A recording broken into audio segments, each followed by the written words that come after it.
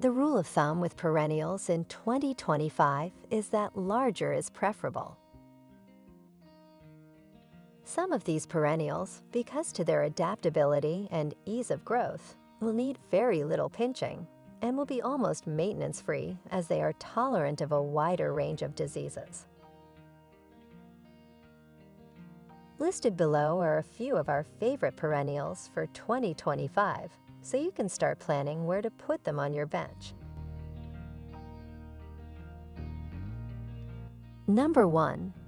Heliopsis Touch of Blush. Compact and lawn-flowering, Touch of Blush has exceptional resistance to mildew.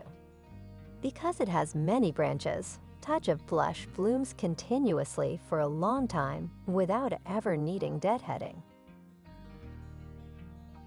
Each flower has its own unique lifespan because its many rows of petals allow it to wait for its bloom to fully expand before drooping.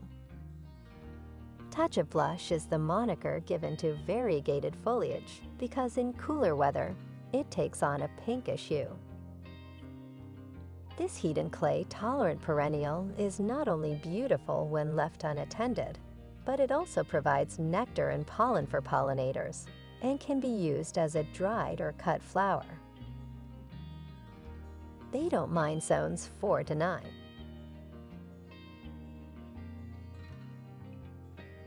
Number 2. Heuchera Prom Dress. The ruffled, large leaves retain their silvery hue all season long, making them ideal for use in winter or fall pots. The undersides and stems of the youngest leaves have a rosy purple hue that harmonizes with it. Prom dress is great for areas with problematic light circumstances because it can be grown in full sun to full shade and has good sun tolerance. They do best in zones 4 to 9. Number 3. Hibiscus Summerific. At 1 meter in height and breadth, it displays an almost perfectly spherical habit. Another groundbreaking development in breeding is the fact that Hibiscus Summerific, also known as cookies and cream, is the first variety to combine nearly black foliage with solid white blooms. This variety's small stature makes it adaptable to a broader range of landscape settings. They don't mind zones 4 to 9.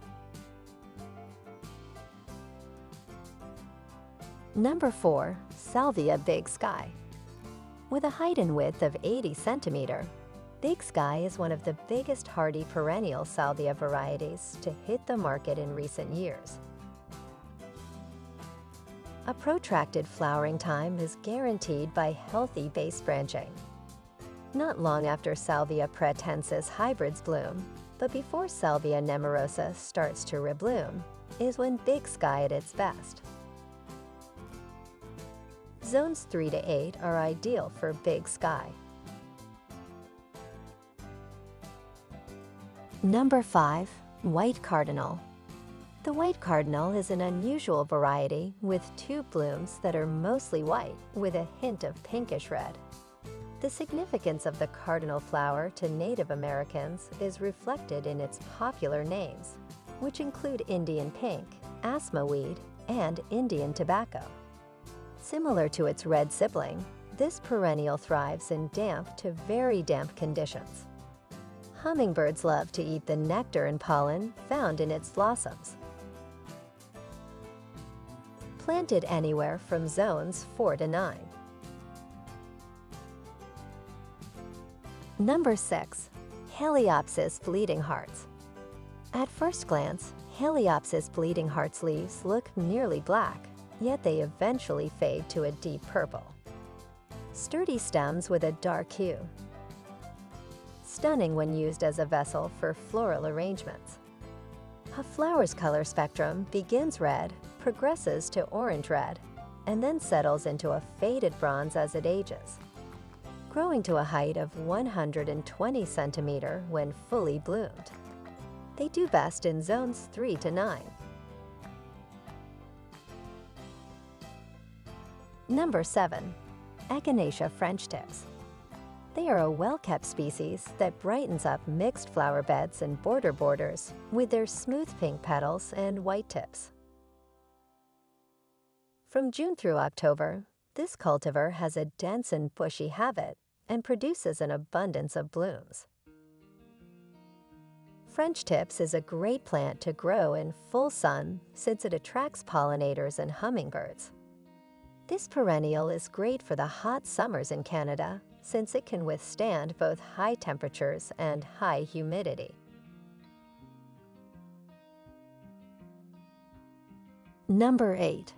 Pulmonaria Nove Cobalt. Slugs and snails are scared away by its thick, leathery, pine green foliage.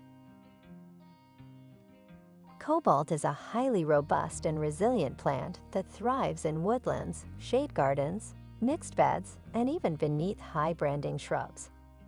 Deer are a problem for many Canadian gardeners, and this particular type is resistant to their nibbling.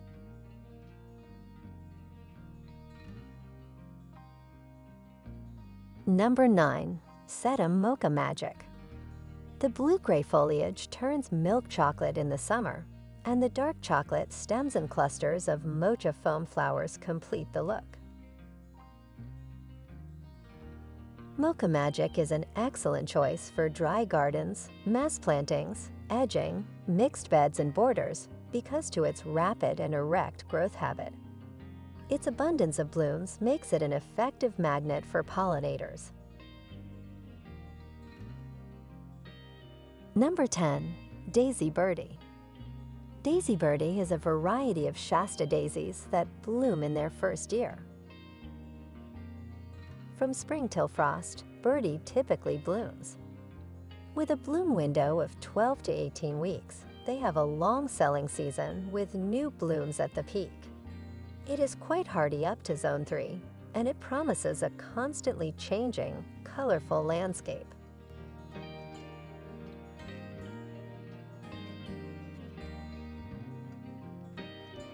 Well, thanks for watching video from Catchy Garden.